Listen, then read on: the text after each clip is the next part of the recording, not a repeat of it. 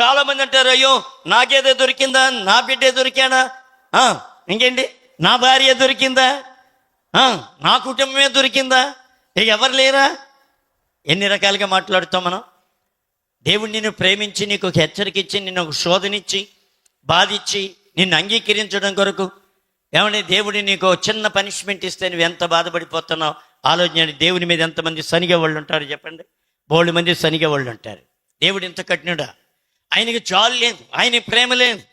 అయ్యో ఇలాంటి వాడే దేవుడు, అయ్యో నేను ఇలాంటి వాడు అనుకోలేదు, లేకపోతే నేను వచ్చేదాన్నే కాదు, నేను వచ్చేవాడినే కాదు.